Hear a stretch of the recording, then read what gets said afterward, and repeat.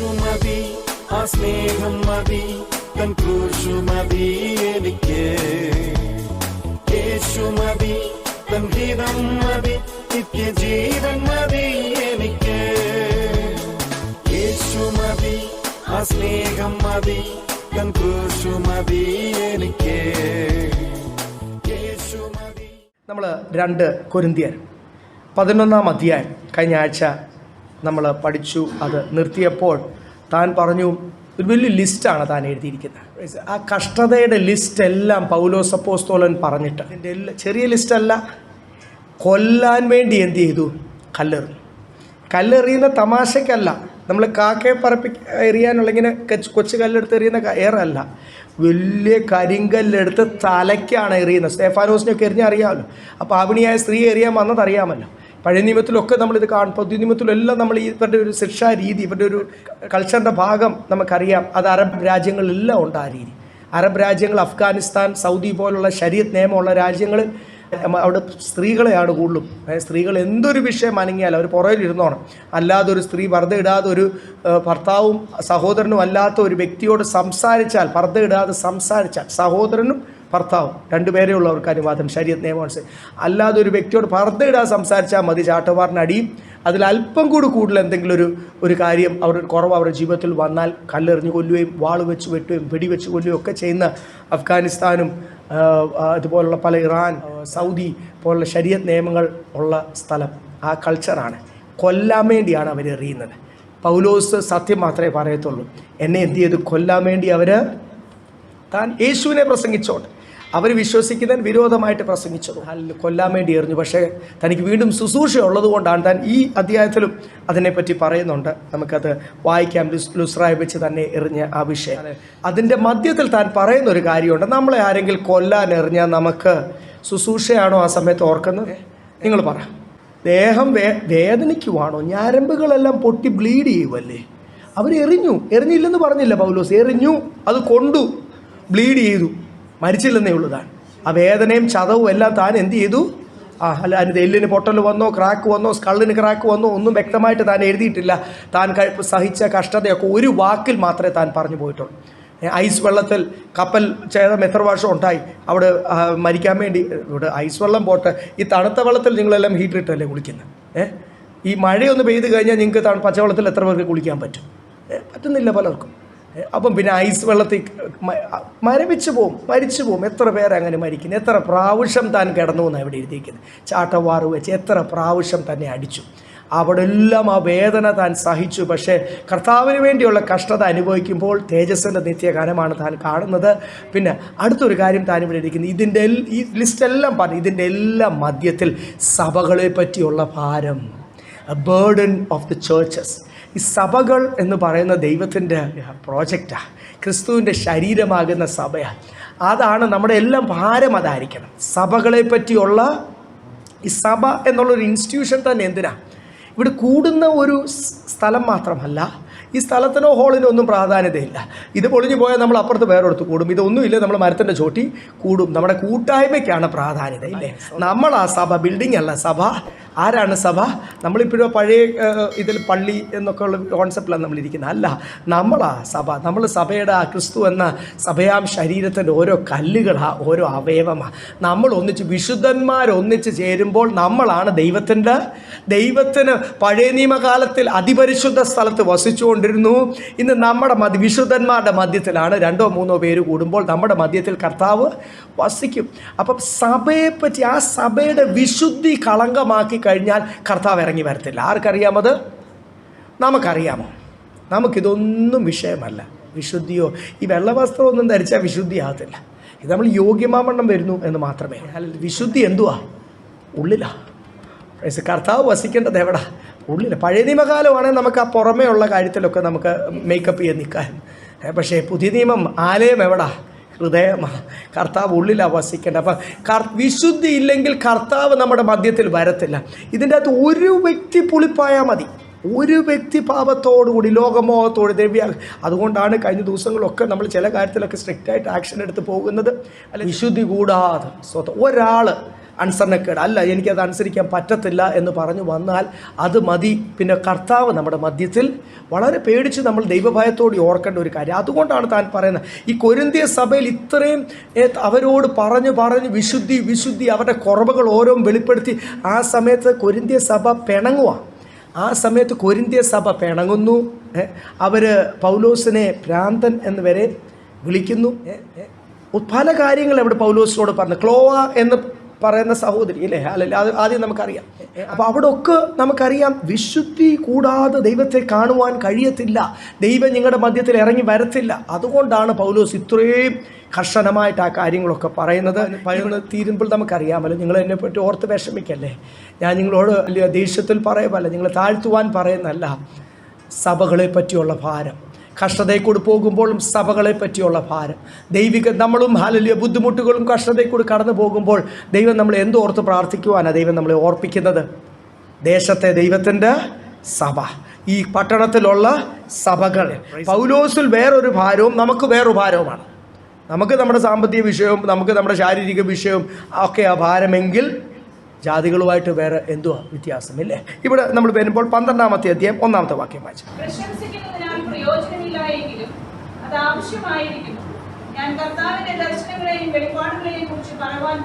ഇവിടെ എഴുതിയിരിക്കുന്നു, പ്രശംസിക്കുന്നത് എനിക്ക് പ്രയോജനമില്ല. നേരത്തെ കഴിഞ്ഞ ആഴ്ച പറഞ്ഞല്ലോ, ഞാൻ പൊങ്ങച്ചം പറയുമല്ല. ചിലരങ്ങനെ ചെയ്യാറുണ്ട്. അവരെങ്ങനെയുള്ള വേലക്കാരാ, കപട വേലക്കാർ, അവർക്ക് എന്തെങ്കിലുമൊക്കെ ഇങ്ങനെ പറഞ്ഞ് കർത്താവ് ഒന്നും തന്നിട്ടില്ല, പിന്നെ എന്തെങ്കിലും പൊങ്ങച്ചം പറയുക ഇല്ലേ? കർത്താവ് വെളിപ്പാട് തന്നവർ ദൈവദാസന്മാർ എന്ത് ചെയ്യും? വെളിപ്പാടുകൾ ശുശ്രൂഷിക്കും. അല്ലെങ്കിൽ അവർ തന്ന ദൈവത്തിൽ നിന്ന് പ്രാപിച്ച ഓരോ ശുശ്രൂഷയ്ക്ക് മുമ്പ് ദൈവത്തിൽ നിന്ന് പ്രാപിച്ചത് അവർ ശുശ്രൂഷിക്കും. കർത്താവ് തന്നിട്ടില്ല, പിന്നെ എന്ത് ചെയ്യും? ഞാൻ അവിടെ ചെന്നപ്പോൾ അത്ഭുതം ചെയ്തു, അവിടെ ചെന്നപ്പോൾ എത്ര പേര് അങ്ങനെ പറയുന്നത്? ചുമ്മാ എന്തെങ്കിലുമൊക്കെ പണ്ട് നടന്ന കാര്യം പഴയത് പറഞ്ഞു തുടങ്ങുമ്പോഴേ ഓർത്തോണം അവന് ഇപ്പോൾ ഒന്നുമില്ല. അതിന് ഏത് വിഷയത്തിലും, അതിന് ദൈവദാസനായിരിക്കണം എന്നില്ല, പണ്ട് ഞാൻ അങ്ങനെ ആയിരുന്നു, പണ്ട് ഞാൻ ഇങ്ങനെ ആയിരുന്നു എന്ന് പറഞ്ഞു തുടങ്ങുമ്പോഴേ ഓർത്തോണം ഇപ്പോഴ് ഒന്നും ഇല്ല. അതുകൊണ്ടാണ് ആൾക്കാർ എന്നെപ്പറ്റി എന്ത് വിചാരിക്കുമെന്ന് വിചാരിച്ച് പഴയ വീര്യപ്രവൃത്തിയൊക്കെ അങ്ങ് പറയുക, പണ്ട് അങ്ങനെയാണ്. അപ്പോൾ പലരും അങ്ങനെ പറയുന്നുണ്ട്. എന്നിട്ട് ഇവിടെ എഴുതിയിരിക്കുവാൻ എനിക്ക് വെളിപ്പാട്, ഈ അധ്യായത്തിൽ കർത്താവ് പറഞ്ഞിരിക്കുന്ന ഒരു കാര്യം, എനിക്ക് ദൈവം വലിയ വെളിപ്പാട് തന്നിട്ടുണ്ട്. എനിക്ക് ദൈവം വലിയ വെളിപ്പാട്, ലോർഡ് ഗേവ് മീ റെവലേഷൻസ്. അപ്പോൾ ഞാൻ ഇവിടെ പറയുന്നത്, എനിക്ക് ദൈവം വലിയ വെളിപ്പാട് തന്നു എന്ന് പറയുന്നത് പൊങ്ങച്ചമല്ല, ആരെങ്കിലും പ്രാപിക്കണ്ടേ. ഈ സഭയിൽ അല്ലെങ്കിൽ ഏതൊരു കൂട്ടത്തിലും ഏതൊരു ദേശത്തിലും ആരെങ്കിലും വെളിപ്പാട് പ്രാപിക്കട്ടെ. പൗലോസ് പ്രാപിച്ചതുകൊണ്ടാണ് പൗലോസ് പറഞ്ഞ ദൈവത്തിൽ നിന്ന് പ്രാപിച്ച് നിങ്ങൾക്ക് തിരുവത്താഴം എങ്ങനെയാണെന്ന് നമുക്ക് മനസ്സിലായത്. ആര് വെളിപ്പാട് പ്രാപിച്ചോണ്ടാ? പൗലോസ്. കുടുംബജീവിതം, വിവാഹം, അടക്കം, അല്ലെങ്കിൽ നമ്മൾ ജോലി സ്ഥലത്ത് എങ്ങനെ, പല വിഷയങ്ങൾ ലേഖനത്തിൽ എഴുതിയിരിക്കുന്നത് ആരാ വെളിപ്പാട് പ്രാപിച്ചത്? ദൈവത്തിൽ നിന്ന് പ്രാപിച്ചത് ആരാ? പൗലോസ് അപ്പോസ്തലൻ പ്രാപിച്ചു, പല അപ്പോസ്തലന്മാരോട് പ്രാപിച്ചു. അല്ലെങ്കിൽ നമ്മൾ എന്ത് ചെയ്തേനെ, അന്ന് ഇസ്രായേൽ കൂടിയ പോലെ നമ്മളൊരു ആഹാരമൊക്കെ കഴിച്ച് കഴിഞ്ഞിട്ട് എല്ലാവർക്കും അപ്പമൊക്കെ ശോധനയൊന്നും ചെയ്യാതെ എല്ലാവർക്കും, അന്ന് കർത്താവ് അങ്ങനെയല്ലേ ചെയ്തത് എന്ന് വിചാരിച്ച് നമ്മളും അങ്ങ്, കർത്താവ് ഉയർത്തെഴുന്നേറ്റ ശേഷമല്ലേ ക്രിസ്തീയ പ്രമാണവും സഭയും ഒക്കെ. അപ്പോൾ അതിൽ പിന്നെയാണ് എന്തുവാ തിരുവത്താഴം, എന്തിനാണ് തിരുവത്താഴം, തിരുവത്താഴത്തിൻ്റെ സമയത്ത് നമ്മൾ എന്തുവാണ് ഓർക്കേണ്ടത്, എന്തിനാണ് സ്വയം ശോധന ചെയ്യുന്നതെന്നുള്ള വെളിപ്പാട് ഈ പൗലോസ് വെളിപ്പാട് പ്രാപിക്കാൻ അത്ര എളുപ്പമാണോ ദൈവമക്കൾ? നിങ്ങൾ പറഞ്ഞേ, വെളിപ്പാടുകൾ അത്ര എളുപ്പമല്ല വെളിപ്പാട് പ്രാപിക്കാൻ. അതല്ലേ എൻ്റെ സഹോദരന്മാർ പല വിഷയത്തിൽ ബിസി ആയതുകൊണ്ട് ദൈവസന്നിധിയിൽ ഇരിക്കാൻ കഴിഞ്ഞ ആഴ്ച എന്ത് കിട്ടിയില്ല, അവർക്ക് സമയം കിട്ടിയില്ല. സഹോദരിമാരാണല്ലോ ഭവനത്തിൻ്റെ കാര്യത്തിൽ ബിസി ആയാൽ ആ ആഴ്ച എന്ത് കിട്ടത്തില്ല. അപ്പം നമ്മൾ ഈ സമയമില്ല എന്ന് വിചാരിച്ച് ആരെങ്കിലും ആഹാരം കഴിക്കാതിരിക്കുമോ? സമയമില്ല എന്ന് വിചാരിച്ച് ആരെങ്കിലും കഴിക്കാതിരിക്കാൻ. നിങ്ങളൊക്കെ ജോലി ചെയ്യുന്നവരാ, കമ്പ്യൂട്ടറിൻ്റെ ഫ്രണ്ടിൽ 24 മണിക്കൂർ അങ്ങിരിക്കുക. ജോലി ചെയ്യുന്നുണ്ട്, അതിനിടയ്ക്ക് നിങ്ങൾ കഴിക്കാതിരിക്കുന്നുണ്ടോ? ഇല്ല. കറക്റ്റ് സമയമാകുമ്പോൾ ആഹാരം വിളമ്പാൻ പറയും ഇല്ലേ, അല്ലെ വീട്ടിൽ വരും. കാര്യം ഇത് വിശക്കുമ്പോൾ നമ്മൾ എന്ത് ചെയ്യും? അതിനു വേണ്ടി സമയം വേർതിരിക്കാം. പിന്നെ ഈ സമയം വേർതിരിക്കാൻ പറ്റാത്ത ദൈവസന്നിധിയിൽ ഇരിക്കാൻ എളുപ്പമാണ്. ഒരു 5 മിനിറ്റ് കിട്ടി ഓടി അങ്ങനെ, കർത്താവെ എന്നോടെല്ലാം ക്ഷമിക്കണേ, കർത്താവ് ദൈവസന്ധി, കർത്താവ് എന്നെ അനുഗ്രഹിക്കണേ, കർത്താവ് എന്തെങ്കിലുമൊക്കെ പറയാൻ എളുപ്പമാണ്. പക്ഷേ ദൈവസന്ധിയിൽ നിന്ന് വെളിപ്പാട് പ്രാപിക്കണമെങ്കിലോ ഇച്ചിരി പാടാണ്. വെളിപ്പാട് പ്രാപിക്കണമെങ്കിൽ കർത്താവ് ആഗ്രഹിക്കുന്ന ഫ്രീക്വൻസിയിൽ നമ്മൾ എന്ത് ചെയ്യണം? നമ്മൾ ആയേലേ പറ്റൂ. ദൈവത്തിൽ നിന്ന് വെളിപ്പാട് പ്രാപിക്കണേ, വില കൊടുക്കണം ദൈവമക്കളെ. You have to pay a price ഇല്ലേ? ദൈവത്തിൽ നിന്ന് വെളിപ്പാട് പ്രാപിക്കണമെങ്കിൽ വില കൊടുക്കണം. ദൈവത്തിൽ നിന്ന് വെളിപ്പാട് പ്രാപിക്കണമെങ്കിൽ ജീവിത വിശുദ്ധി വേണം. ദൈവത്തിൽ നിന്ന് വെളിപ്പാട് പ്രാപിക്കണമെങ്കിൽ ജീവിതത്തിൽ പല സുഖകാര്യങ്ങളും വേണ്ടാന്ന് വെക്കണം. എത്രത്തോളം നമ്മൾ ഡെഡിക്കേറ്റഡായിട്ട് നിൽക്കുന്നു, എത്രത്തോളം നമ്മൾ സമർപ്പണത്തിൽ നിൽക്കുന്നു, ഒരു സമ്പൂർണ്ണ സമർപ്പണം അല്ല, എത്രത്തോളം സമർപ്പണം ഉണ്ടോ അതനുസരിച്ച് ദൈവത്തിൻ്റെ വെളിപ്പാട് വേണം. ഇവിടെ പൗലോസ് പറയുന്ന വെളിപ്പാടിൻ്റെ ആധിക്യം ദൈവം എനിക്ക് തന്നു. അപ്പോൾ പൗലോസ് വില കൊടുത്തു, പൗലോസിന് വെളിപ്പാട് കിട്ടി. ഈ വെളിപ്പാട് പൗലോസിനാണോ? വെളിപ്പാട് തരുന്നത് ആർക്കാ?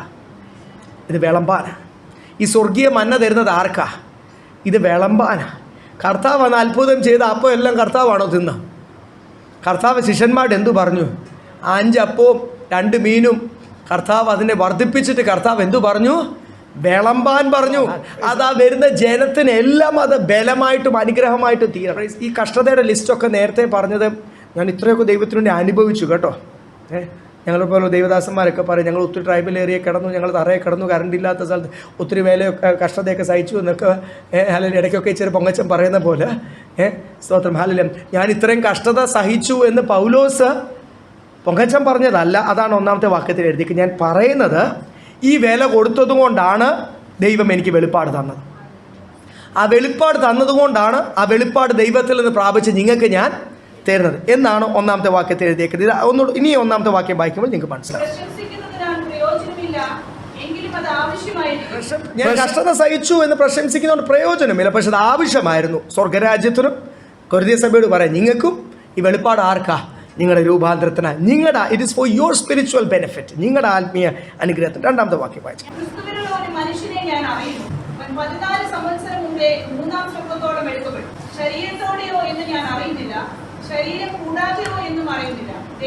ഒരു പ്രത്യേക പ്രസന്റേഷൻ ഇല്ലേ? ഞാനൊരു 14 വർഷം മുമ്പ് അവരെല്ലാം കൂടെ എന്നെ തല്ലിക്കൊന്നു, മരിച്ചവനെ പോലായി, ഞാനും ഉയർത്തെഴുന്നേറ്റു, പിന്നെ കർത്താവ് എനിക്ക് ജീവൻ തന്നു എന്നങ്ങ് പറഞ്ഞാൽ പോരെ? നമ്മളാണ് അങ്ങനെയല്ലേ പറയത്തുള്ളൂ. അവരെല്ലാം കൂടെ എന്നെ അടിച്ചു കൊന്ന പോലെ എന്നെ വലിച്ച് പട്ടണത്തിൻ്റെ വാതിക്കലിൻ്റെ പുറത്താക്കി എന്നൊക്കെ അങ്ങ് പറഞ്ഞാൽ പോരെ? തൻ്റെ പ്രസൻറ്റേഷൻ നോക്കി ഒരു ജ്ഞാനിയുടെ പ്രസൻറ്റേഷനാണ്. താൻ ലോകത്തിലെ ഫിലോസഫി, അന്നത്തെ റോമൻ, നമ്മൾ പല കാര്യങ്ങളും എനിക്ക് വേണേൽ പാപം ചെയ്യായിരുന്നു, പക്ഷെ പാപം ചെയ്യാതിരിക്കുന്നവൻ പൗലോസിൻ്റെ ഒരു കാര്യം പ്രസൻറ്റ് ചെയ്യുവാൻ താനിങ്ങനെ ഞാൻ പറഞ്ഞല്ലോ, അന്നത്തെ ഒരു സ്റ്റോയിക് ഫിലോസഫി, അന്നത്തെ പല റോമൻ ഫിലോസഫിക്കൽ വളരെ ഫേമസ് ആയ ഒരു 3-4-5 ഫിലോസഫേഴ്സും 3-4 അല്ല 10-12 ഫിലോസഫേഴ്സും ഉണ്ട്. അതിൽ വളരെ ഒരു പ്രസൻറ്റേഷൻ, ഓരോ ഫിലോസഫേഴ്സിനും ഓരോ അവരുടെ ഫിലോസഫി പ്രസൻറ്റ് ചെയ്യുന്നതിന് ഒരു ശൈലിയുണ്ട്. അന്ന് ജ്ഞാനികൾക്കറിയാം. നമ്മൾ ഇപ്പോൾ സാധാരണക്കാരൻ സംസാരിക്കുവാണെങ്കിൽ പച്ച മലയാളത്തിൽ, മലയാളത്തിൽ സംസാരിക്കും. നമ്മൾ ഇച്ചിരി അറിവുള്ളവർ സംസാരിക്കുമ്പോൾ നമ്മൾ കുറച്ചുകൂടി സാഹിത്യം ഉപയോഗിക്കും ഇല്ലേ? ഇച്ചിരി മലയാളം ഭാഷയാണെങ്കിലും ഇംഗ്ലീഷ് ഭാഷയാണെങ്കിലും കുറച്ചുകൂടി അറിവുള്ളവർ ഉപയോഗിക്കുമ്പോൾ നല്ല സാഹിത്യ ഭാഷ. അത് വേറൊന്നുമല്ല, അവരുടെ ശീലമാണ്, അവരുടെ ആ ഒരു അറിവിൻ്റെ പ്രത്യേകതയാണ്. അപ്പോൾ പൗലോസ് ഇവിടെ ഉപയോഗിക്കുന്ന ഒരു പ്രസൻറ്റേഷൻ രീതിയാണ്. പൗലോസ് പറയുന്നത്, തന്നെപ്പറ്റി പറയുക, 14 വർഷം മുമ്പേ ഞാനൊരു മനുഷ്യനെ, ആരാണ് ആ മനുഷ്യൻ? നമുക്ക് അറിയാം, നമുക്ക് വായിച്ച് വരുമ്പോൾ അറിയാം, വേറൊരു മനുഷ്യനല്ല, തന്നെപ്പറ്റി തന്നെ പൗലോസ്. ആ മനുഷ്യൻ എന്ത് ചെയ്തു?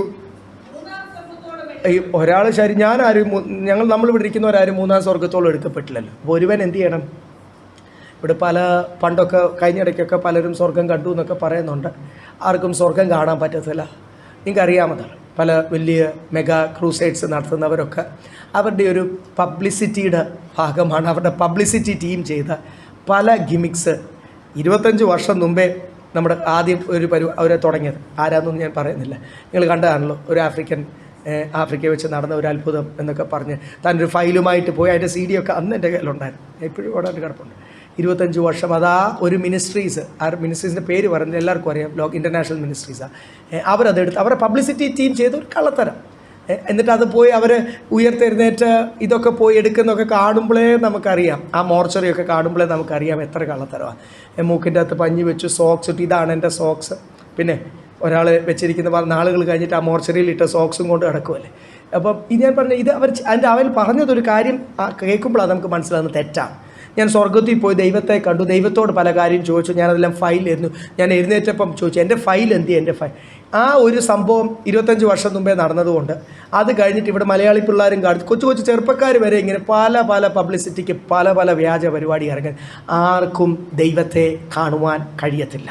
ആദ്യം മനസ്സിലാക്കണം. ഈ ശരീരം കൊണ്ട് ശരീരമില്ലാതും ആർക്കും ഇപ്പം ദൈവം വസിക്കുന്നത്. അതുകൊണ്ട് 1-ാം സ്വർഗം ഇവിടെ എഴുതാത്ത 3-ാം സ്വർഗം എഴുതിയ. ദൈവം ഇരിക്കുന്ന സ്ഥലത്തല്ല, ദൈവം വസിക്കുന്ന സ്ഥലത്തല്ല, ദൈവം ന്യായം വിധിക്കുന്ന സ്ഥലത്തല്ല. പക്ഷെ താൻ എന്ത് ചെയ്തു? നമ്മളൊക്കെ ഇനി വസിക്കാൻ പോകുന്ന സ്വർഗീയ ആ ഒരു അനുഭവം, ദൂതന്മാർ വസിക്കുന്ന ആ ഒരു സ്വർഗം. അതിനാണ് പൗലോസ് എഴുതുമ്പോഴും അത് പരിശുദ്ധാത്മാവിൽ എഴുതുന്നതുകൊണ്ട് എത്ര വ്യക്തമായിട്ട് എഴുതിയിരിക്കുന്നത്. I went up to the 3rd heavens. അവിടെ എഴുതിയിരിക്കുന്നത് എന്തോ? അപ്പം ആ 3-ാം സ്വർഗം ഞാൻ കണ്ടു. ശരീരം കൊണ്ടോ ശരീരം കൊണ്ടല്ലയോ എന്നൊന്നും എനിക്കറിയത്തില്ല. യെസ്, ദൈവം അറിയുന്നു. അവിടെ താൻ കേട്ട ചില കാര്യങ്ങൾ ആണ് താഴോട്ട് താൻ എഴുതാൻ പോകുന്നത്. അപ്പോൾ ഇവിടെ ഒരു കാര്യം നമുക്ക് വ്യക്തമായി. ഇതേതായി സംഭവം? അപ്പോസ്തലപ്രവൃത്തി 14-ാം അധ്യായത്തിൽ നമുക്കറിയാവുന്നതുകൊണ്ട് ഞാൻ പറഞ്ഞു പോവാം. ലുസ്ര എന്ന ദേശത്ത് പൗലോസ് അപ്പോസ്തലൻ ചെന്നപ്പോൾ തനിക്ക് എപ്പോഴും ഒരു രീതിയുണ്ട്, ഒരു സ്വഭാവമുണ്ട്. താൻ എവിടെ ചെന്നാലും, ഏത് ദേശത്ത് ചെന്നാലും താൻ ആദ്യം ആരോടാണ് പറയുന്നത്? താൻ ആ ദേശത്തെ ഇസ്രായേൽ മക്കളോട്, അല്ലെങ്കിൽ ആ ദേശത്തെ യഹൂദന്മാരോടാണ് താൻ ആ കാര്യം പറയുന്നത്. ആദ്യം താൻ എന്ത് ചെയ്യും? അവിടെ ചെന്നാൽ അവിടെ സിനഗോഗ് എവിടെയാണെന്ന് കണ്ടുപിടിക്കും. താൻ അവിടെ ചെന്ന് അപ്പോൾ ഇവിടെ താൻ അവിടെയുള്ള ഇസ്രായേൽ മക്കളോട്, അല്ലെങ്കിൽ ആ ലുസ്ര എന്ന ജാതീയ ദേശത്ത്, റോമൻ ഗവൺമെൻറ് ഭരിക്കുന്ന ദേശത്ത് താൻ അവിടുത്തെ യഹൂദന്മാരോട് താൻ പറഞ്ഞുകൊണ്ടിരിക്കുമ്പോൾ അന്ത്യോക്യയിൽ നിന്ന് വന്ന യഹൂദന്മാർ തന്നെ എന്ത് ചെയ്തെന്ന് അവിടെ എഴുതിയേക്കുന്നത്. അപ്പോസ്തലപ്രവൃത്തി 14-ാം അധ്യായം പിന്നീട് നിങ്ങൾ വായിച്ചാൽ മതി. അവിടെ തന്നെ എന്ത് ചെയ്തു? കല്ലെറിഞ്ഞു. ചെറിയ കല്ലല്ല, ഞാൻ പറഞ്ഞല്ലോ, കൊല്ലാൻ വേണ്ടി എറിഞ്ഞു. അന്ന് മരിച്ചു പോകണ്ടായിരുന്നു. മരിച്ച പോലെ ഈ ശിഷ്യന്മാരെല്ലാം കൂടെ ഈ ലുസ്ര പട്ടണത്തിൻ്റെ ഗേറ്റിൻ്റെ വെളിയിൽ വലിച്ചുകൊണ്ട് എന്ത് ചെയ്തു? കൊണ്ടിട്ടു. മരിച്ചു എന്ന് വിചാരിച്ചു. അന്ന് നടന്ന വലിയ അത്ഭുതങ്ങളിൽ ഒരു അത്ഭുതമാണ്. ബൈബിൾ പറയുന്നു, ശിഷ്യന്മാരെല്ലാം കൂടെ പൗലോസ് അപ്പോസ്തലനെ ചുറ്റും ഇരുന്ന് പ്രാർത്ഥിച്ചു. കർത്താവ് അപ്പോസ്തലന് വീണ്ടും, ശുശ്രൂഷ തീർന്നിട്ടില്ല, അതുകൊണ്ട് കർത്താവ് അപ്പോസ്തലന് വീണ്ടും എന്ത് ചെയ്തു? ജീവൻ കൊടുത്തു. അങ്ങനെ മരിച്ചു പോയൊരു വ്യക്തി എന്ത് ചെയ്തു? ജീവൻ പ്രാപിച്ചു. എന്നാൽ ഈ ജീവൻ പ്രാപിച്ച നമ്മളാണ് എന്ത് ചെയ്തേനെ? ഇവിടെ എല്ലാം മെയിൻ ആർട്ടറിയാണ് മുറിഞ്ഞത്. നിങ്ങൾക്ക് വല്ലതും അറിയാമോ? പിന്നെ അതെല്ലാം സ്റ്റിച്ച് ചെയ്യണം, അതിൻ്റെ സർജറി നടക്കണം, അത് സീരീസ് ഓഫ് സർജറി നടക്കണം, എന്നാലേ അതൊക്കെ റിപ്പയർ ചെയ്യാൻ പറ്റത്തുള്ളൂ. ഇല്ലേ? പല ഇന്നത്തെ രീതി അനുസരിച്ച്. പിന്നെ 6 മാസത്തേക്ക് റെസ്റ്റ്. ഇന്ന് എന്തെങ്കിലും ഒരു ചെറിയൊരു ട്രീറ്റ്മെൻറ്റ് കഴിഞ്ഞാൽ പിന്നെ ശബ്ദത്തിൽ സ്തോത്രവും പറയത്തില്ല, കയ്യും കൊട്ടത്തില്ല, പിന്നെ ഒന്ന് മീറ്റിങ്ങിനും പോകത്തില്ല, പിന്നെ ഒരു എക്സ്ക്യൂസ് മുഴുവൻ എന്തുവാ? ഡോക്ടർ പറഞ്ഞു. ഈ ജാതീയനായ കർത്താവിനെ അറിയാത്ത ഡോക്ടർ പറഞ്ഞു കേട്ടോണ്ടിരുന്നു. അല്ലല്ല, കർത്താവ് പറയുന്നത് കേൾക്കാൻ പറ്റാതെ വരും. പക്ഷെ ഞാൻ അവിടെ ഇന്നലെ ആ ഭാഗം വായിച്ചപ്പോൾ ഞാനൊരു കാര്യം ഞാൻ ഓർക്കുമായിരുന്നു. അവിടെ എഴുതിയിരിക്കുന്നത്, ഈ ബ്ലീഡിങ് ആയിട്ട് ഇതെല്ലാം അടിച്ച് തലയെല്ലാം തകർത്ത് എത്ര എല്ലാം ഒടിഞ്ഞു, അല്ലേ ക്രാക്കായി. പൗലോസ് പ്രാർത്ഥിച്ചു. പൗലോസ് ഒന്ന് ഏകദേശം ഒന്ന് പിടിച്ചൊക്കെ ഒന്ന് ചതഞ്ഞിരിക്കുമോ ആ ശരീരം മുഴുവൻ. നിങ്ങൾ മനസ്സിലാക്കണം, കരിങ്കല്ലായ വലിയ വലിയ കഷ്ണങ്ങളെടുത്ത് തന്നെ എറിഞ്ഞത്. ഒരു ഏറ് കിട്ടുമ്പോഴറിയാം. ഒരു ചെറിയ കല്ല് വെച്ചെങ്കിൽ ഒരു ഏറ് കിട്ടുമ്പോഴറിയാം. താൻ അങ്ങോട്ട് എഴുന്നേറ്റ ഉടനെ കൂടുള്ള ബർന്നബാസിനോട് പറഞ്ഞു, ബാ നമുക്ക് പോകാം, ലുസ്ര എന്ന ദേശത്തേക്ക് നമുക്ക് പോകാം എന്ന് പറഞ്ഞ് താൻ എന്ത് ചെയ്തു? ഇവിടെ എഴുതിയിരിക്കുന്നു, താൻ ലുസ്രയിലാണ് ഈ കല്ല് എറിഞ്ഞത്. താൻ എഴുന്നേറ്റ് ബർന്നബാസിനോട് പറഞ്ഞു, ദെർബെ എന്ന് പറയുന്ന ആ ദേശത്ത് താൻ നമുക്ക് പോകാം എന്ന് പറഞ്ഞു. പിറ്റേ ദിവസം താൻ ആരെ പ്രസംഗിച്ചു? പൗലോസ് ശരീരത്തെ വേദനയൊന്നും നോക്കാതെ, മുറിവ് പഴുത്ത് വേദന വരും. മുറിവ് എന്ത് ചെയ്ത് ചതഞ്ഞ വലിയ ആഴത്തിലുള്ള മുറിവ്, പിറ്റേ ദിവസത്തേക്ക് അത് പഴുക്കും. ഈ വേദന എല്ലാം സഹിച്ചുകൊണ്ട് പിറ്റേ ദിവസം തൊട്ട് താൻ ദെർബെ പ്രസംഗിച്ച ശക്തനായ ദൈവ ശരീരമോ ജീവൻ തന്നെ മരിച്ചവനല്ലായിരുന്നു തലേ ദിവസം. അപ്പോൾ ഇതിൻ്റെ ഇടയ്ക്കാണ് എന്ത് ചെയ്തത്? മരിച്ച പോലായപ്പോൾ താൻ 3-ാം സ്വർഗത്തോളം എടുക്കപ്പെട്ടു. താൻ സ്വർഗീയ ദർശനം കണ്ടു. ഇനി പൗലോസിനോട് നിങ്ങൾ മിണ്ടായിരിക്കാൻ പറഞ്ഞ ആ കുരുടനെ ഹാലിനോട് മിണ്ടായിരിക്കാൻ പറയുന്ന പോലെ ഹാൽ മിണ്ടായിരിക്കത്തില്ല. ദാവീദ് പുത്ര എന്ന് വിളിക്കുന്ന പോലാണ് പൗലോസ്. നമുക്കൊക്കെ ഇവിടെ ബുർജ് ദുബായും ബുർജ് ഖലീഫയും ഇവിടുത്തെ താജ്മഹലും ഒക്കെ അല്ലേ നമുക്ക്, ഇവിടുത്തെ പണികളല്ലേ നമ്മുടെയൊക്കെ മനോഹരമാണ്. അയ്യോ എന്തെങ്കിലും ഒരു വീട് കണ്ടാൽ, അയ്യോ 50,000 സ്ക്വയർ ഫീറ്റ്, അയ്യോ അതിൻ്റെ മനോഹരത, കൊട്ടാരം പോലുള്ള വീട്. ഇതൊക്കെയല്ലേ ദൈവദാസന്മാരുടെ പ്രസംഗം. ഇങ്ങനെ പ്രസംഗിക്കുന്ന ഒറ്റ ദൈവദാസൻ സ്വർഗം കണ്ടിട്ടില്ല. അതുകൊണ്ടാണ് ദർശനത്തിലെങ്കിൽ ആ ദൈവദാസന്മാർക്ക് വേണ്ടി പ്രാർത്ഥിക്കണം. കർത്താവേ, ദർശനത്തെങ്കിൽ അവർ സ്വർഗം കണ്ട, പിന്നെ ഇവിടുത്തെ കൊട്ടാരം പ്രസംഗിക്കത്തില്ല, ഇവിടുത്തെ രാജകീയ ജീവിതം പ്രസംഗിക്കത്തില്ല, അവർ സ്വർഗം പ്രസംഗിക്കും, അവർ നിത്യതയെ പറ്റി പ്രസംഗിക്കും. ആ ദൈവദാസന്മാരെ ഓർത്ത് പ്രാർത്ഥിക്കണം. ആരെങ്കിലും ഇവിടുത്തെ കൊട്ടാരവും ഇവിടുത്തെ രാജജീവിതവും പ്രസംഗിച്ചു കഴിഞ്ഞാൽ അവരെന്ത് ചെയ്തില്ല? നിത്യഭവനം അവർ കണ്ടില്ല. അതുകൊണ്ട് പൗലോസിനോട് നിങ്ങൾക്ക് പൗലോസെ, ഈ ലോകത്തിൻ്റെ നന്മ എനിക്ക് വേണ്ട, ലാഭമായതുള്ളതൊന്നും എനിക്ക് വേണ്ട എന്ന് പറയുന്നതിൻ്റെ കാരണം എന്തുവാണെന്നറിയാം? താൻ ശരിക്കും കണ്ടു. 3-ാം സ്വർഗത്തോളം എടുക്കപ്പെട്ട് ഏകദേശം, അതുകൊണ്ട് താൻ പറഞ്ഞു ശരീരം കൊണ്ടോ അല്ലയോ എന്നൊന്നും എനിക്കറിയത്തില്ല, താനൊരു മയക്കത്തിലായിരുന്നു. പക്ഷെ താൻ കണ്ടു സ്വർഗത്തിലെ ഭവനത്തിൻ്റെ മനോഹരത ഒരു കണ്ണ് കണ്ടിട്ടില്ല, ഒരു ചെവി കേട്ടിട്ടില്ല. അതുകൊണ്ട് തൻ്റെ ഇവിടെ വസിക്കുന്നെങ്കിലും ആയുസ് തീരാതെ പോകാൻ പറ്റുമോ? ആയുസ് തീരാ ജീവനെ എടുക്കാൻ പറ്റുമോ? നമുക്ക് അതിനുള്ള അവകാശം കർത്താവ് തന്നിട്ടില്ല. അതുകൊണ്ട് താൻ ശുശ്രൂഷയ്ക്ക് ദൈവത്തിന് ആവശ്യമായതുകൊണ്ട്, നിങ്ങൾക്ക് ആവശ്യമായതുകൊണ്ട് ഞാനിവിടെ ഇരിക്കുന്നു. അല്ലെങ്കിൽ എൻ്റെ ശരീരം വിട്ട് എത്രയും പെട്ടെന്ന് ആത്മാവ് വസിക്കുന്ന സ്ഥലത്തും വീണ്ടും നിത്യത കഴിഞ്ഞിട്ട് കർത്താവിനോട് വസിക്കുവാനാണ് എൻ്റെ ഹൃദയം ആഗ്രഹിക്കുന്ന. കാര്യം ഇവിടുത്തെ ഈ നമ്മൾ ഇങ്ങോട്ട് വന്നപ്പോൾ ഈ റോഡൊക്കെ കണ്ടില്ലേ? ഇവിടുത്തെ അല്ലാതെ തന്നെ വെളിയിലത്തെ റോഡും ഒക്കെ മഴ കയറി കഴിഞ്ഞാൽ എന്തോ എറണാകുളം ഇല്ലേ? ഇവിടുത്തെ വീടാണേലും ഇവിടുത്തെ റോഡാണേലും ഒക്കെ നമ്മൾ കണ്ടിട്ടുണ്ട്. ഇതൊന്നുമല്ല, അവിടെ നവരത്ന കല്ലുകളാ ദൈവമക്കളെ, രത്നക്കല്ലുകളാണ് അടിസ്ഥാനം. ഇതിൻ്റെ അകത്തൂടെ എല്ലാം ദൈവത്തിൻ്റെ തേജസ് അങ്ങോട്ട് കടന്നു വിടുമ്പോൾ ഒരു പ്രിസമിൻ്റെ അകത്തൂടെ ലൈറ്റ്, സാധാരണ ഗ്ലാസ് പോലുള്ള വൈറ്റ് പ്രിസമിൻ്റെ അകത്തൂടെ ലൈറ്റ് വിടുന്നല്ലേ നമ്മൾ കണ്ടിട്ടുള്ളൂ. അവിടെ മുഴുവൻ പറഞ്ഞ മക്കളെ, ഇനി ഞാൻ പോയി കണ്ടാൽ പോലും വാക്കുകൾ കൊണ്ട് അത് പറയാൻ പറ്റില്ല. അതുകൊണ്ട് ആ പൗലോസ് പോലും പറയുന്നത് അത് മനോഹരമാ, അത് നിത്യഭവനമാ, അത് നഷ്ടപ്പെടുന്നതൊന്നും ഇവിടെ ചെയ്യല്ലേ. അനുസരണക്കേട് നിങ്ങളുടെ ജീവിതത്തിൽ ഉണ്ടാകല്ലേ. നിങ്ങൾ ഈ ലോകമോഹവും ദ്രവ്യാഗ്രഹവും ഈ ലോകസ്നേഹവും പിടിച്ചുകൊണ്ടിരുന്ന് കഴിഞ്ഞാൽ അവസാനം കാഹളം ഊതുമ്പോൾ എടുക്കപ്പെടത്തില്ല. നിങ്ങളത് നഷ്ടപ്പെടുത്തല്ലേ. കൊരിന്ത്യ സഭയെ ഓർപ്പിക്കുക, ഒരു വ്യക്തിയാണോ പാപി, ആ പാപിയെ പിടിച്ച് പുറത്തു കളാം. എങ്കിലെങ്കിൽ സഭയൊന്ന് എന്ത് ചെയ്യട്ടെ, ഒന്ന് നന്നാകട്ടെ. അത്രയും സ്ട്രിക്റ്റായിട്ട് പറയാൻ കാരണം എന്നാ?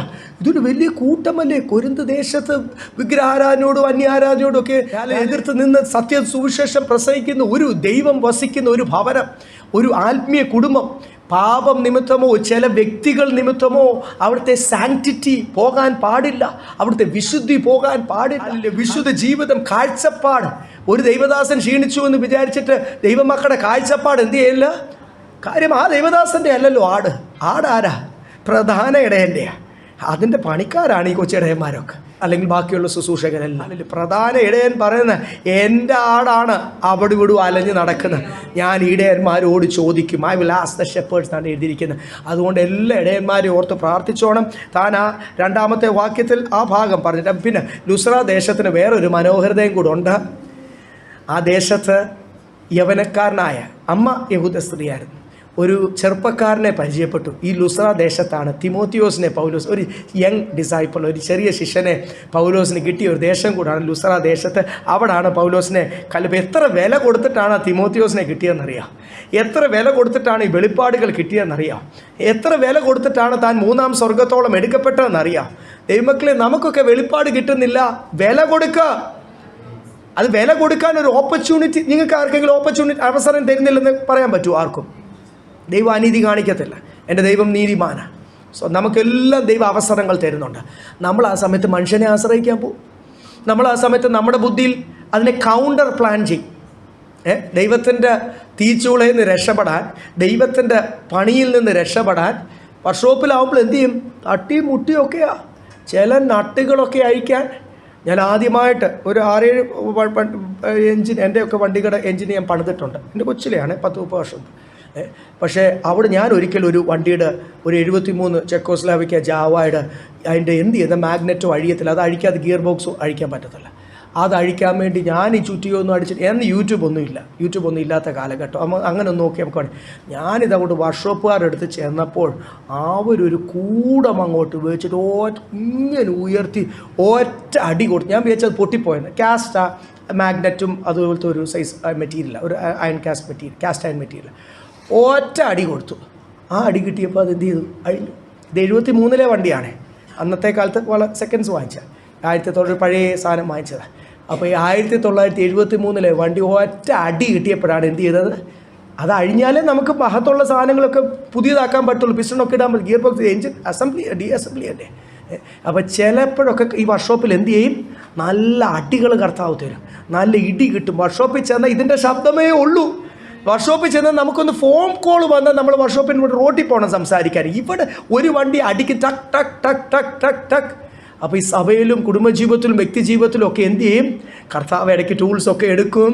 ഇതെല്ലാം നന്മയ്ക്കായിട്ടാ, അഴുക്കെല്ലാം മാറ്റി നല്ലത് വെച്ച് പണിയാനാ, നന്നാക്കാനാ. അതുകൊണ്ടാണ് ഇവരോട് പറയുന്നത്, യെസ്, ലുസ്ര ദേശത്ത് ഞാൻ ഒരു മനുഷ്യനെ അറിയുന്നു, ശരീരം കൊണ്ടോ അല്ലയോ എന്ന് അറിയുന്നില്ല, അവൻ 3-ാം സ്വർഗത്തോളം എടുക്കപ്പെട്ടു. പെട്ടെന്ന് അതിൻ്റെ അടുത്ത വാക്യം, 4-ാമത്തെ വാക്യം വായിച്ചു. മനുഷ്യനെ ഉച്ചരിപ്പാൻ പാടില്ലാത്തതും പറഞ്ഞുകൂടാത്തതുമായ വാക്കുകളെ അവൻ കേട്ടു എന്ന് ഞാൻ അറിയാം. സ്വർഗമാണെന്ന് മനസ്സിലായതിൻ്റെ ഒരു തെളിവാണ് ഇവിടെ എഴുതിയേക്കുന്ന മനുഷ്യന് വാഗുകൊണ്ട് സംസാരിക്കാൻ പാടില്ലാത്ത വാക്കുകൾ. അതേതാണ്? സ്വർഗീയ ഭാഷ ഇല്ലേ? അന്യഭാഷയിൽ നമ്മൾ ആരാധിക്കുമ്പോൾ മനുഷ്യന് മനസ്സിലാകാത്ത ഒരു ഭാഷ. അവിടെ ചെന്നപ്പോൾ കർത്താവും ദൂതന്മാരും ഒക്കെ സംസാരിക്കുന്ന ഒരു ഭാഷ കേട്ടു. യോഹന്നാൻ അപ്പോസ്തലൻ ഈ ഭാഷ കേട്ടു. പത്മോസിൽ കിടന്നപ്പോൾ ഈ കഷ്ടത വരുമ്പോഴാണ് ദൈവത്തിൻ്റെ ശബ്ദം കേൾക്കുന്നത് ഇല്ലേ? കഷ്ടത വരുമ്പോഴാണ് വെളിപ്പാടുകൾ പ്രാപിക്കുന്നത്. നമ്മൾ കഷ്ടത വരുമ്പോൾ പെറുപെറുക്കും, കംപ്ലൈൻറ്റും പറഞ്ഞുകൊണ്ടിരിക്കും. പിന്നെ എങ്ങനെ വെളിപ്പാട് പ്രാപിക്കുന്നത്?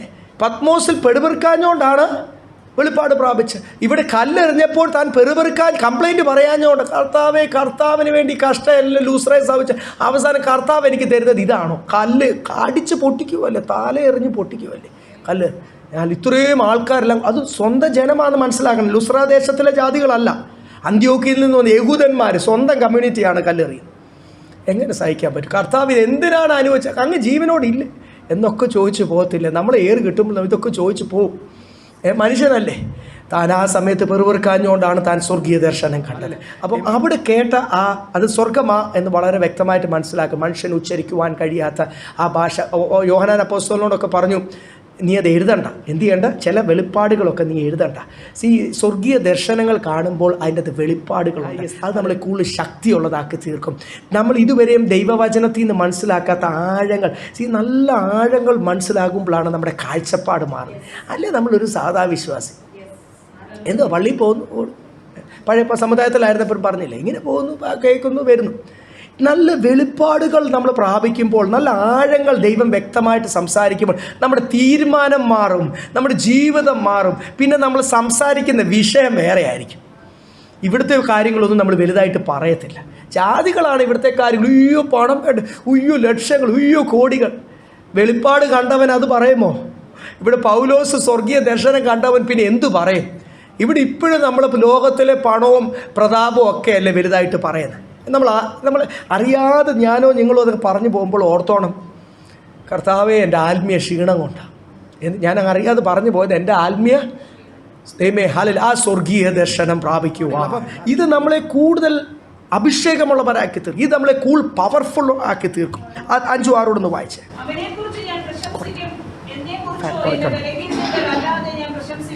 ആരെക്കുറിച്ച് ഞാൻ പ്രശംസിക്കും? ഞാൻ പ്രശംസിക്കുവാണ് യേശുവിനെ കുറിച്ചാണ് ഞാൻ എൻ്റെ കാര്യങ്ങളല്ല. ഞാൻ കർത്താവിന് വേണ്ടി സഹിച്ചു. ഞാൻ പ്രശംസിക്കുവാണെങ്കിൽ യേശുവിനെ കുറിച്ച് പ്രശംസിക്കും. പിന്നെ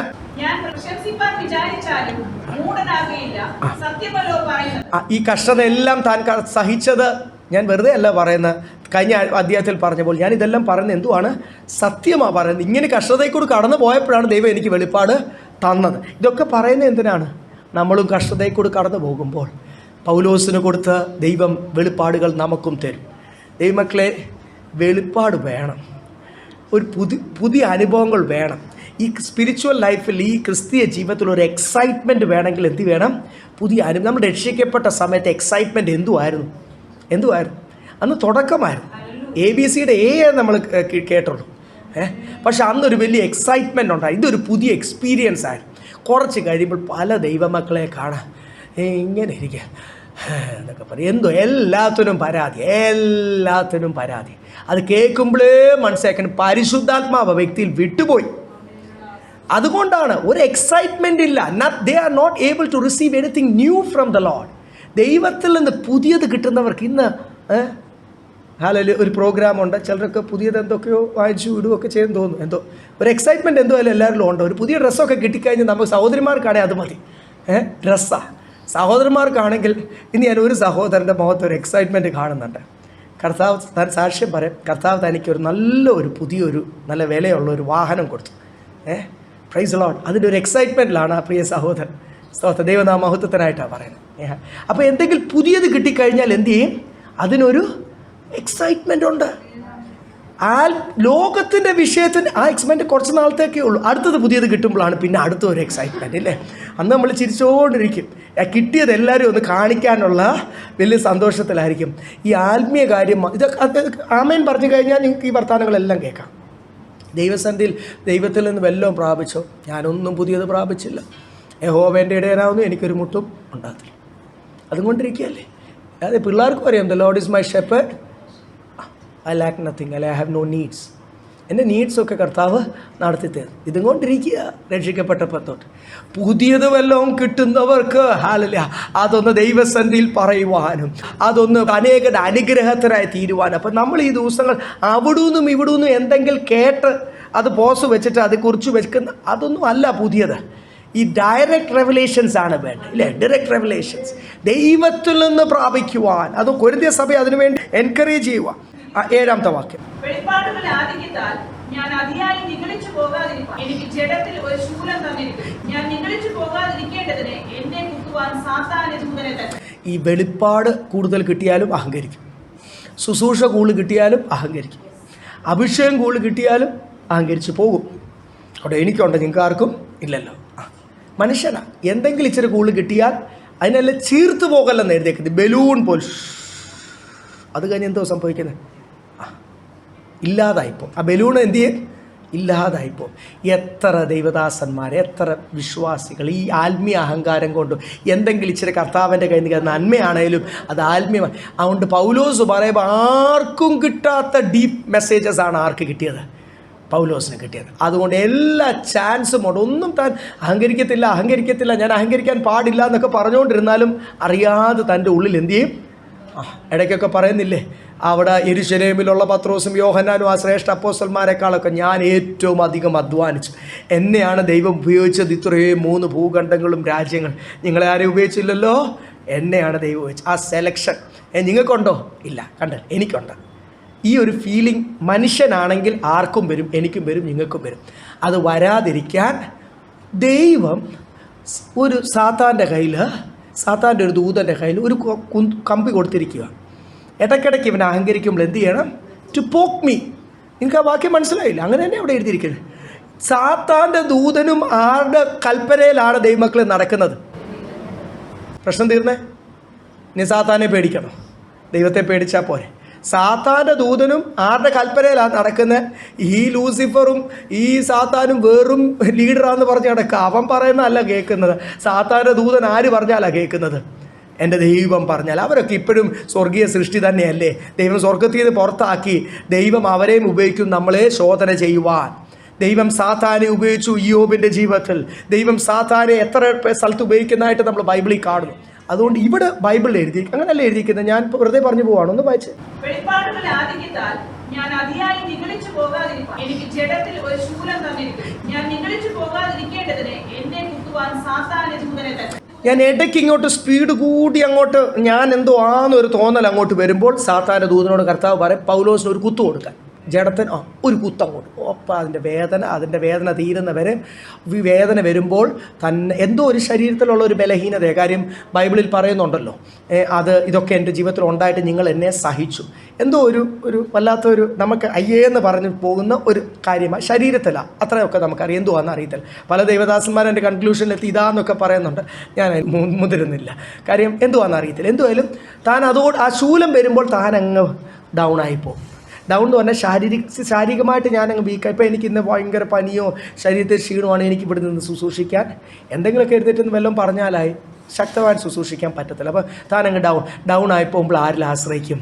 കർത്താവിൽ ആശ്രയിക്കും. കർത്താവ് എന്നെ തന്നെ ഐ ഹംബിൾ മൈ സെൽഫ് ദൈവത്തിന് മുമ്പിൽ. ഇത് നമ്മുടെ ജീവിതത്തിലും ഇടയ്ക്കിടയ്ക്ക് ഈ ബ്രേക്ക് കൂടുമ്പോൾ എന്തിനാ ബ്രേക്ക്? എന്തിനാ ഈ മക്കളെ? ഈ വെഹിക്കിളിന് ബ്രേക്ക് കൂടുമ്പോൾ എന്തിനാ? ഇടയ്ക്കൊന്ന് ബ്രേക്ക് പിടിക്കുമ്പോൾ ഉണ്ടാകുന്ന കാര്യം നിങ്ങൾക്കറിയാം. മെക്കാനിക്കൽ ആൾക്കാരെല്ലാം ഇവിടെ ഇരിപ്പുണ്ടല്ലോ.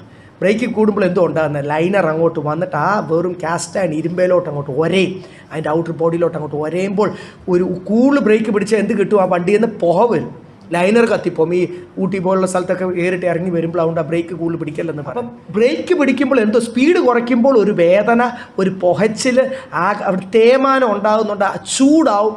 ഹബ്ബങ്ങ് എന്ത് ചെയ്യും? നമ്മൾ ബ്രേക്ക് പിടിച്ചിട്ട് വണ്ടിയെ പോയി തൊട്ട് നോക്കി കൈ പൊള്ളിപ്പോവും. ഹബ്ബ് ചൂടാവും. അവിടെ ഭയങ്കര പ്രശ്നം അവിടെ നടക്കുന്നത്.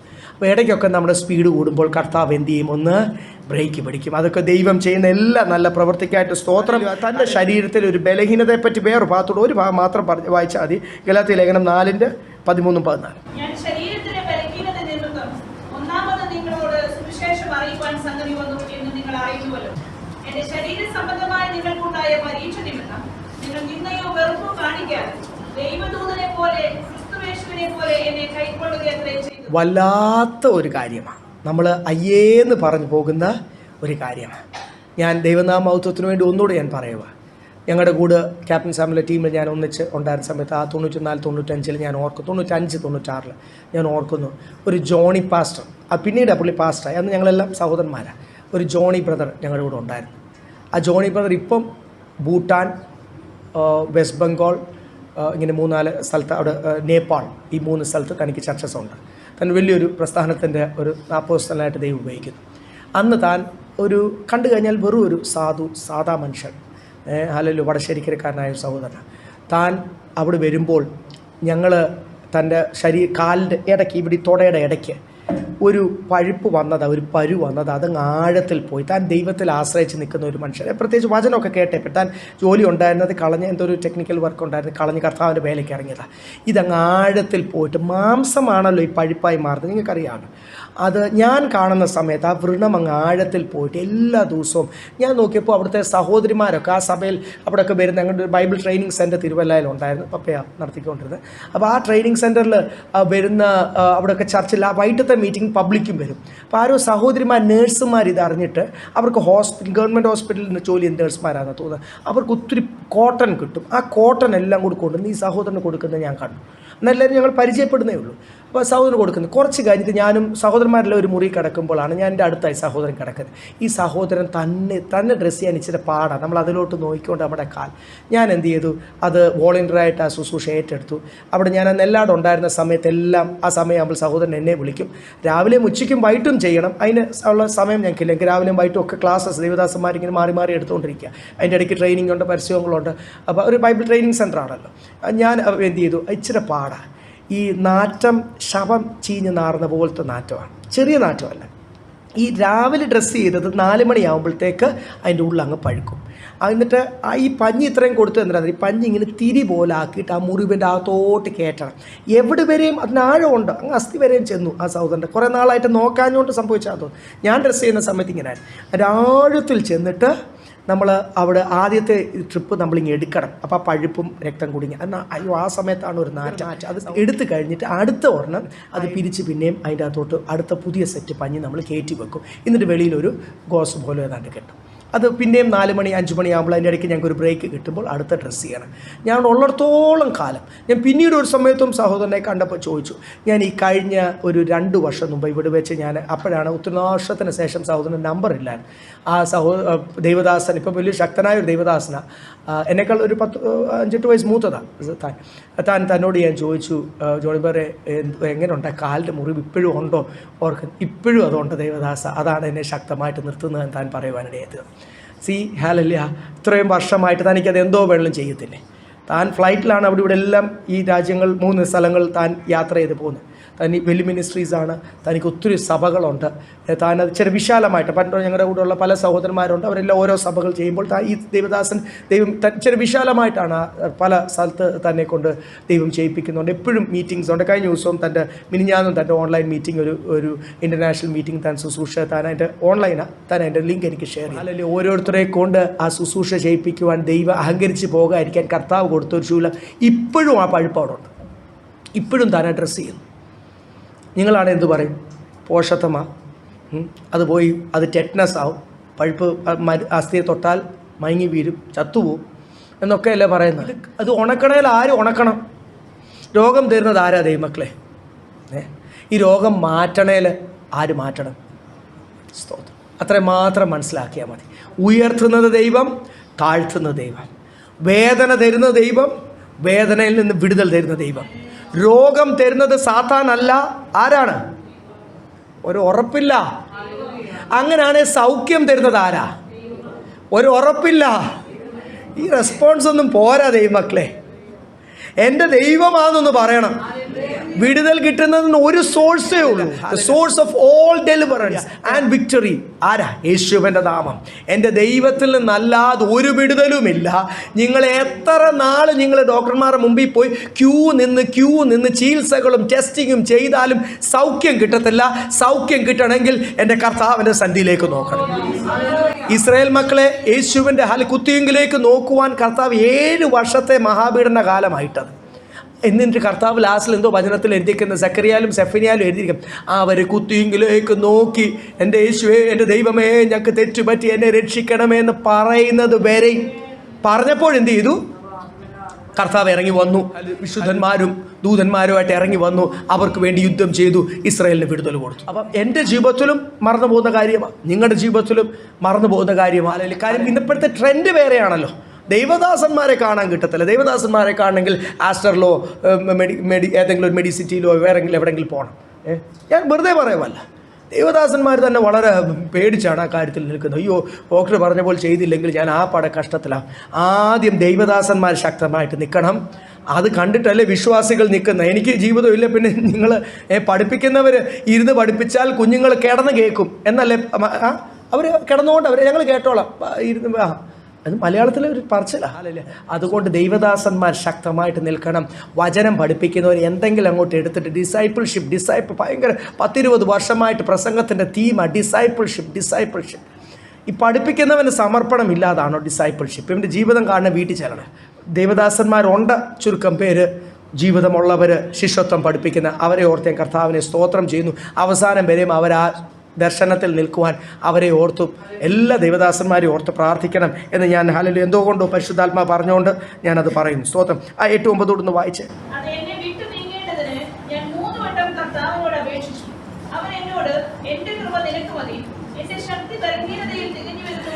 പൗലോസേ, നീ ആദ്യത്തെ വ്യക്തിയൊന്നും അല്ല ഈ കൃപ ആവശ്യമുള്ളത്, കൃപ ലഭിച്ചത് എബ്രഹാം തൊട്ട് ഏലിയാവിൻ്റെ ജീവിതത്തിൽ, എല്ലാവരുടെയും ജീവിതത്തിൽ, ഹല്ലേലൂയ, യെശയ്യാവിൻ്റെ ജീവിതത്തിൽ, യെരമ്യാവിൻ്റെ ജീവിതത്തിൽ, എസ്കേലിൻ്റെ ജീവിതത്തിൽ, പുതിയ നിയമ ദൈവദാസന്മാരുടെ ജീവിതത്തിൽ എല്ലാം അവരുടെ കഷ്ടതയിൽ യഹോവയെ വിളിച്ചപേക്ഷിച്ചപ്പോൾ കർത്താവ് കൊടുത്ത ബലത്തിൻ്റെ പേരാണ് കൃപ.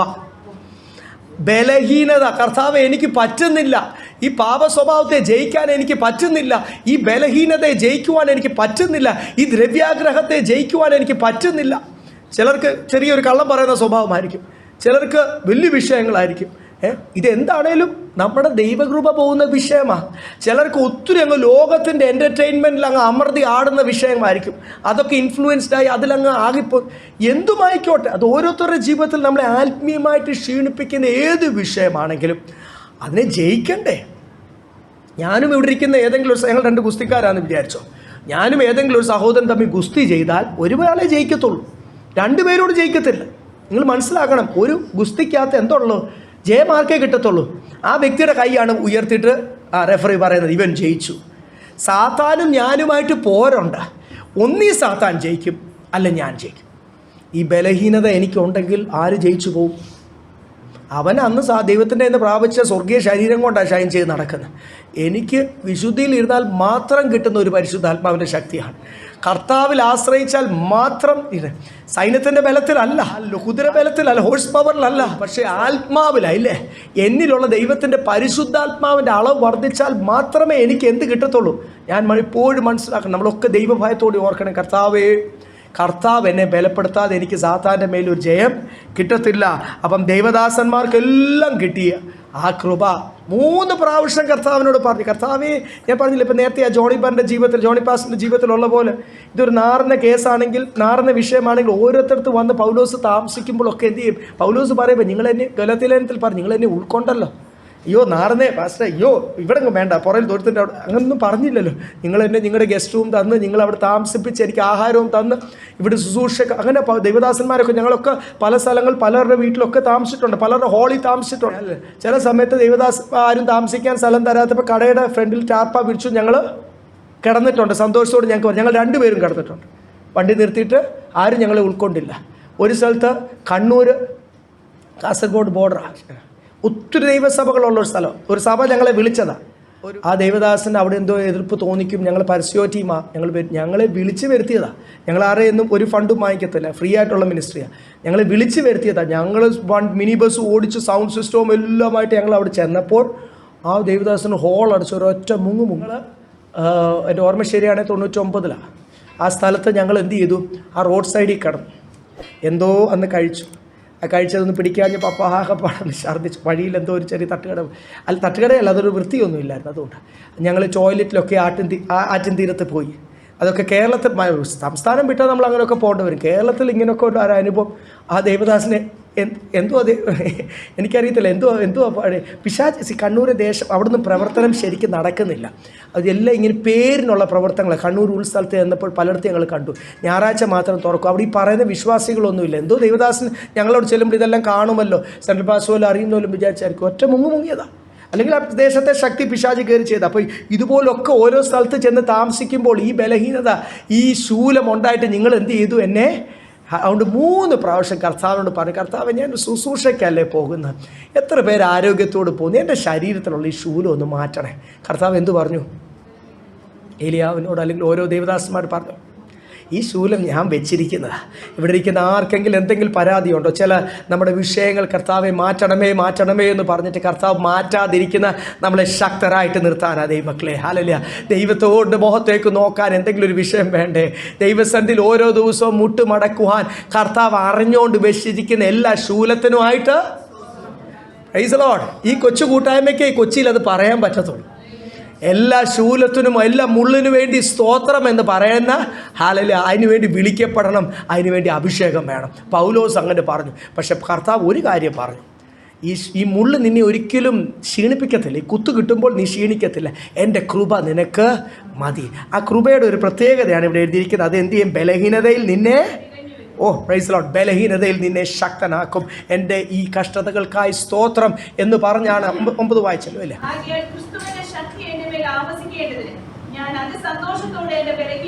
അവിടെ എഴുതിയേക്കുന്ന ആകയാൽ. ഈ ശൂലം എന്തിനാ? ഈ കഷ്ടത എന്തിനാ? ദൈവം സാത്താൻ്റെ ദൂതനെ കൊണ്ട് ഇടയ്ക്കിടയ്ക്ക് എന്നെ കുത്തിക്കുന്ന എന്തിനാ? എന്തിനാ ഈ വേദന എൻ്റെ ജീവിതത്തിൽ ഉണ്ടാക്കുന്നത്? ഇവിടെ എഴുതിയിരിക്കുന്ന ഈ കഷ്ടത നിമിത്തം എൻ്റെ മേൽ ദൈവശക്തി ആവസിക്കേണ്ടതിന്. ഒരു നല്ലൊരു ഭാഷ അവിടെ ഉപയോഗിച്ചിരിക്കുന്നത്. എൻ്റെ മേൽ ദൈവത്തിൻ്റെ ശക്തി ആവസിക്കേണ്ടത്, എൻ്റെ മേൽ ദൈവശക്തി ആവസിക്കേണ്ടതിന്. അതിനു വേണ്ടിയാണ് നമ്മുടെ ജീവിതത്തിൽ ദൈവം ചേരുന്നത്. ശൂലം എന്ത് ബലഹീനതയുണ്ടെങ്കിലും ആ ബലഹീനത മാറ്റത്തില്ല. ആ ബലഹീനത അതിനെ ജയിക്കുവാൻ, അത് ശരീരത്തിലുള്ളപ്പോൾ, അത് നമ്മുടെ ജീവിതത്തിലുള്ളപ്പോൾ, ആ വേദന ഉള്ളപ്പോൾ, ആ നിന്ദയുള്ളപ്പോൾ തന്നെ അതിൽ വലിയ ഒരു 10 കോടി 100 കോടി കിട്ടിയ അതിനേക്കാൾ വലിയ സന്തോഷം ദൈവം നമ്മുടെ ജീവിതത്തിൽ തരുവാൻ ദൈവം ശക്തൻ. ഇത് ദൈവമക്കൾക്ക് മാത്രമേ പറ്റത്തുള്ളൂ. ഇത് കർത്താവ് നമ്മുടെ ഉള്ളിൽ വസിക്കുന്നതുകൊണ്ടുള്ള ഒരു പ്രത്യേകതയാണ്. ദൈവം ഇങ്ങനെയാണ് നമ്മുടെ ജീവിതത്തിൽ പ്രവർത്തിക്കുന്നത്. അതുകൊണ്ട് എന്ത് കുറവുണ്ടെങ്കിലും എന്ത് ബലഹീനതയുണ്ടെങ്കിലും കർത്താവിനോട് നമുക്ക് നിരന്തരമായിട്ട് കർത്താവെ കൃപ. പണ്ടത്തെ ദൈവദാസന്മാർ ദൈവമക്കളെല്ലാം പ്രാർത്ഥിക്കുമായിരുന്നു, കൃപ. ഞാനൊക്കെ കൊച്ചിലെ വിചാരിച്ചിട്ടുണ്ട്, എന്തിനാണ് ഇവർ എപ്പോഴും സ്തോത്രം കൃപയൊക്കെ പറയും. അവർക്ക് പറ്റാതെ വരുമ്പോൾ കൃപ. നമ്മളിപ്പോൾ എന്തെങ്കിലും ഒരു കയറ്റം കയറും, നമ്മുടെ കാല് ബലപ്പെടുന്നില്ലെങ്കിൽ എന്ത് പറഞ്ഞാൽ മതി? ദൈവം കൃപ തരും. ദൈവം കൃപ തരുവാൻ ശക്തൻ. കർത്താവ് വെറുതെ അങ്ങ് തരത്തില്ല, വാരിക്കോരിക്കത്ത കുറേ ചാക്ക അങ്ങോട്ട് തന്നു വിടത്തില്ല. അത് നിങ്ങൾ ആവശ്യമുള്ളപ്പോൾ ഉപയോഗിച്ചല്ലോ. ആവശ്യമുള്ള സമയത്ത് ആവശ്യത്തിന് ആ സിറ്റുവേഷൻ അവിടെ ജയിച്ച് നിൽക്കുവാൻ ഉള്ള കൃപയാണ് കർത്താവ് തരുന്നത്. പല ആൾക്കാരും പറഞ്ഞിട്ടുണ്ട്, ഇതുപോലെ വലിയൊരു കഷ്ടത, വലിയൊരു ശോധന, വലിയൊരു പ്രശ്നം എൻ്റെ ജീവിതം. ഞാൻ തന്നെ എനിക്കറിയത്തില്ലായിരുന്നു എങ്ങനെ ഞാൻ പിടിച്ചു നിൽക്കും. പക്ഷെ അവിടെയൊക്കെ ഞാൻ പോലും അറിഞ്ഞില്ല ഒരു സമാധാനത്തോട് നിൽക്കുവാൻ, സന്തോഷം. അതെന്തുവാണ്? നമ്മുടെ മേലൊക്കെ പകർന്നതിനേക്കാൾ വലിയൊരു കൃപ ആ സമയത്ത് ആ വ്യക്തിയുടെ മേൽ പകർന്നത് കൊണ്ടാണ്. ഇത് നമ്മളൊക്കെ പലപ്പോഴും നമ്മുടെ ജീവിതത്തിൽ അനുഭവിച്ചിട്ടുള്ളതാണ്. അതുകൊണ്ട് നമുക്ക് വേണ്ടത് പണമല്ല, നമുക്ക് വേണ്ടത് പ്രതാപമല്ല, നമുക്ക് വേണ്ടത് എന്തുവാ? യേശുവിൻ്റെ grace of the Lord. Hallelujah. ആ കർത്താവിൻ്റെ കൃപ ധാരാളമായിട്ട് നിങ്ങളുടെ മേലും കർത്താവ് പകരട്ടെ. ദൈവം നിങ്ങളെ അനുഗ്രഹിക്കും.